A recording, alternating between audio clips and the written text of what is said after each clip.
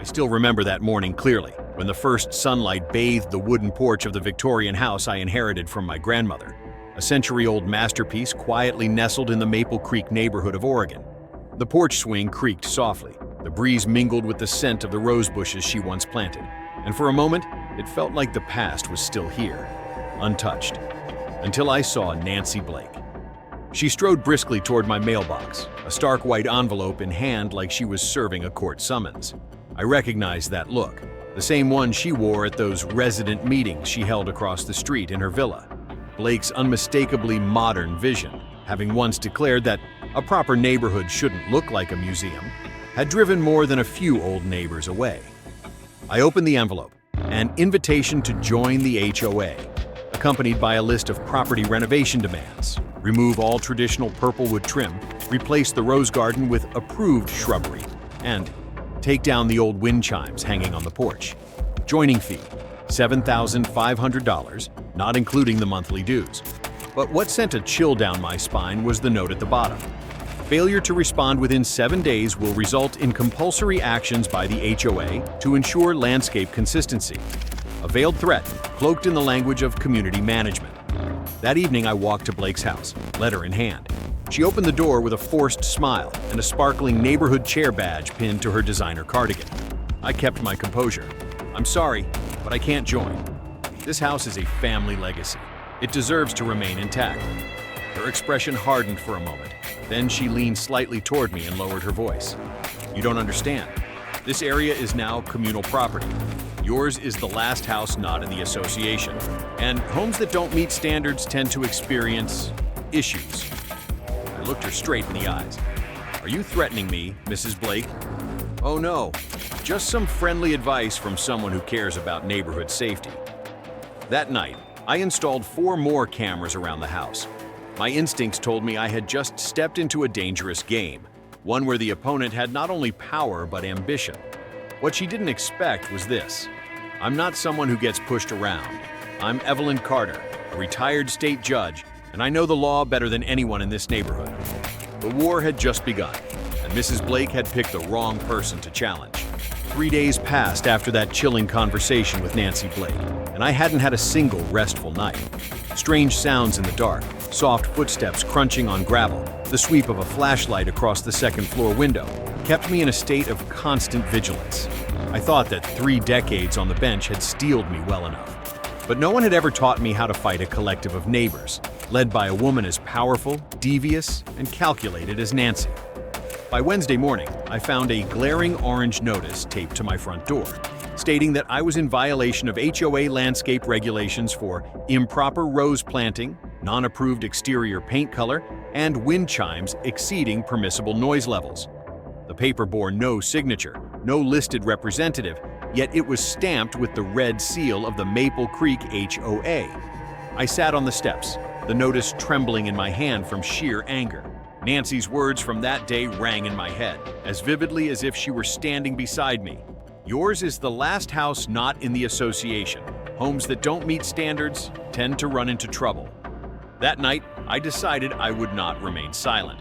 I began gathering evidence. I installed hidden cameras, one in the mailbox, another under the porch roof, and a tiny one within the backyard's wooden fence. I also set up an automatic audio recorder to activate at 6 p.m. daily, the usual time when Nancy and her posse would gather in front of my home, tape measures in hand, jotting something down in their little black notebooks. Every morning I noticed something new. One day it was fake leaves scattered across my garden, as if my yard had become a public dumping ground. Another morning, it was the sound of a dog barking nonstop at 3 a.m. Always the same dog, Nancy's golden doodle. I no longer had any doubts. This was psychological warfare. One day, I caught Nancy leading 3 men in landscape inspection uniforms right by my fence. One of them was using an EMF detector to scan near my electric meter, a completely illegal act. I stepped outside and turned on the camera on my phone. What exactly are you doing on my property? The man hesitated slightly and looked to Nancy. Just a routine safety check. She smiled, as if I should be grateful for her concern. I raised my phone higher, capturing their faces clearly.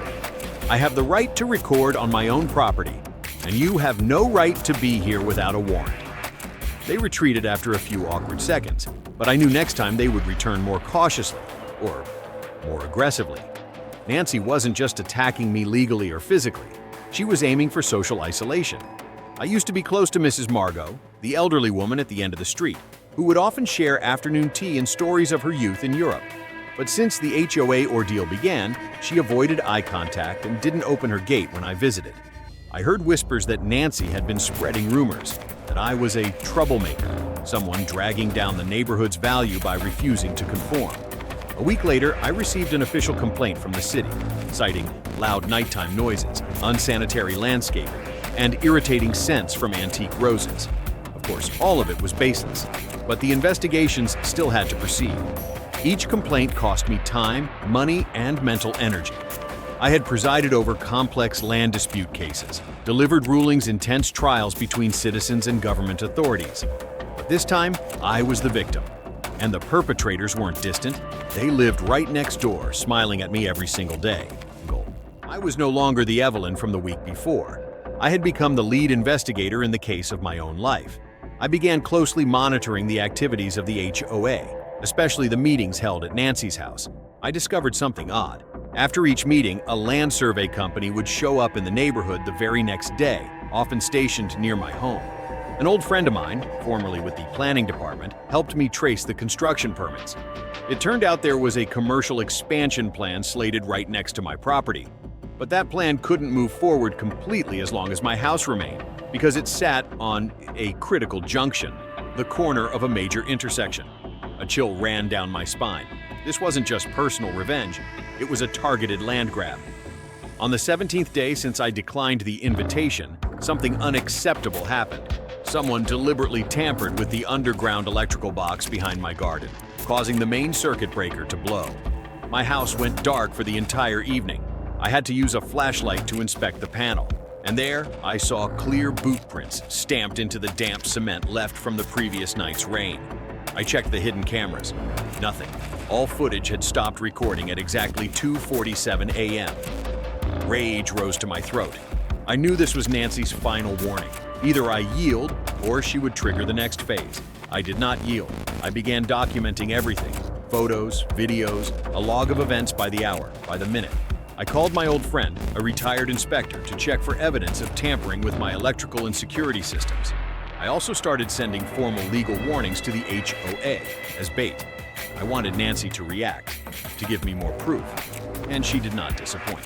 March 23rd at 3:12 a.m., the fire alarm sliced through the night like a jagged wound. I jolted awake, heart pounding. The acrid stench of burning wood had already reached the bedroom. I had no time to grab anything but my phone and an old coat. As I rushed out the back door, the last image I saw inside was my grandmother's photo frame being swallowed by flames. The antique clock shattered across the floor.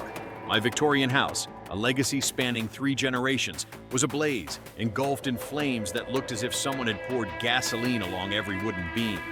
I stood frozen, stunned, watching the fire consume the lavender-painted porch I had spent hours restoring by hand. Police and firefighters arrived within minutes, but it was too late. The century-old wooden structure collapsed swiftly. As the fire crew cordoned off the scene, I turned my head and met Nancy Blake's gaze as she stood at her doorstep, just a few yards away. She was holding a coffee mug, dressed in sleepwear, smiling faintly. Not a trace of shock, not a single question, not even a phone in hand to call for help. I was taken to the hospital for smoke inhalation, but my mind was no longer tethered to reality. I could only think about the security cameras. I checked my phone. The screen was blank. The remote storage drive had been wiped clean at 2:45 a.m., exactly 30 minutes before the fire. I trembled. This was no longer a Cold War. This was a serious crime. I called my private investigator, David, who had once worked with me on a federal case, and said just one sentence. "I need you in Maple Creek now. Start with Nancy Blake's house." David and I began with the emergency call logs, then backtracked through the fire department's records over the past 5 years. The deeper we dug, the more horrified I became. 7 houses that had refused to join the HOA had all experienced fires or structural incidents, leading to fire sale property deals, sold to the same real estate company, Rosefield Holdings. Owner, Isabel Morgan, sister-in-law of Nancy Blake. Each fire had a vague investigation report, noting suspected electrical fault, despite no photographs, no third-party verification. The signature on the fire safety inspection, George Blake, Nancy's husband, a former firefighter, volunteering for the community. I felt as though I was rereading the script of my own life, played out systematically. But this time, I wasn't seated on the bench. I was the living witness, and the final target they had intended to bury. David helped me reach a former assistant of Nancy's, someone who had once handled the HOA's financial records. In a secret meeting at a suburban coffee shop, she handed me a USB drive containing hidden account statements, hundreds of cash community contributions transferred to Rosefield Holdings after each fire. My plan began to take shape. I requested the FBI open an investigation under the RICO Act, targeting organized criminal conduct. I alerted the media about the fire, but kept my identity as a judge confidential, to garner public sympathy without triggering political backlash. I submitted all the evidence to a federal attorney, requesting witness protection and awaiting approval for a search warrant. Nancy didn't know that every move she had made had been recorded, from instructing to check the utility pole behind house number 84, to laughing, property values will skyrocket once those old houses start dropping off. 3 weeks after the fire, I attended the HOA meeting held at the community center with a heavy folder of evidence, a live recording device, and an FBI-issued search warrant, hidden in my briefcase. Nancy maintained her usual demeanor, coffee in hand, presenting a PowerPoint slideshow on landscape renovation plans for the lot that had just accidentally burned down. She boldly announced, "We're currently in talks with investors to build a mini shopping center on Miss Carter's former property. This will be a major step forward for our neighborhood." I stood up, slowly opened the folder, and spoke in a deep, cutting tone. "Unless you're planning to build that shopping center from inside a prison." The meeting room at Maple Creek Community Center was packed that evening. White plastic chairs were lined up neatly, the cold fluorescent lighting casting a sterile glow over every face. Most of them neighbors I once knew well, though now they all avoided my gaze. On the presentation stage, Nancy Blake stood like a queen entering her kingdom. She wore an elegant cream-colored suit, held her signature HOA-branded coffee mug, and smiled as though she had just signed a $1 million deal. "Tonight, we'll be discussing the redevelopment of the vacant lot at 247 Maple," she began, carefully avoiding my name. "A small, community-friendly commercial project that will increase neighborhood property values by at least 18%. I stood up and stepped into the aisle between the rows of chairs, my thick fabric coat hiding the formal attire beneath, a nearly 10-centimeter thick folder in hand. "I object." My voice rang out, clear and firm, like a judge's gavel striking in a courtroom. All heads turned. Nancy hesitated for just a moment, then smiled. "Oh, Miss Carter, if this is about the fire, we're very sorry. But that was just an unfortunate accident." I walked toward the podium, placed the folder on the table, and slowly removed my coat. The room went dead silent as I unzipped my bag and took out the judge's badge, laying it squarely on the tabletop. "I am Evelyn Carter, retired state judge. I come bearing evidence of serious misconduct by this HOA board, including abuse of power, intimidation of residents, falsification of documents, destruction of property, and potentially involvement in organized crime under the Federal RICO Act." Nancy froze. Her coffee mug trembled slightly in her hand. I opened the folder, turning each page. Surveillance camera photos. Nancy and 2 HOA board members caught in my yard at 2:46 a.m., 14 minutes before the fire. Copies of internal financial records, cash deposits into a company account owned by Nancy's sister-in-law, coinciding with the aftermath of each fire. Audio recording. Nancy's voice sneering, "Maybe a few sparks will make her finally back down." Safety inspection schedule signed by Nancy's husband, but with no signature from the fire department. Whispers rose throughout the room. A few neighbors exchanged glances. They were beginning to realize this wasn't a personal dispute anymore. It was a calculated takeover of the neighborhood, built on lies and fire. Nancy stepped down from the podium, her voice sharp. "You're slandering me. This is defamation." Applause began slowly, then spread throughout the room. An elderly woman, Mrs. Johnson, who had once been forced to sell her home, stood up, tears in her eyes, and walked over to embrace me. "We should have believed you from the beginning, Evelyn. You saved this whole neighborhood." I only nodded gently. Throughout my career, I had sentenced drug traffickers, financial fraudsters, even murderers. but no courtroom moment had ever moved me like watching a community oppressor be exposed by the very people they tried to silence. 3 months later, I stood in front of my home, now rebuilt, but true to its original design. Purple tile roof, vintage glass windows, and a rose garden blooming once again. Nancy was sentenced to 22 years in prison, and the other HOA board members received sentences ranging from 8 to 15 years. Their assets were auctioned off to compensate the victims. Maple Creek dissolved the old HOA, replacing it with a volunteer residence council, a place where neighbors help one another with no punishments, no handcuffs, no threats. I still keep a shard of Nancy's shattered coffee mug beside my grandmother's photo on the bookshelf. It reminds me, some battles must be prepared for in silence, but once you rise, you must see them through to the very end. I sat on the porch swing of my new home, where the rose bushes had taken root again from my grandmother's heirloom cuttings. The late spring breeze drifted gently by, stirring the wind chime, the same one the HOA once demanded I remove, now ringing softly like a greeting from the past.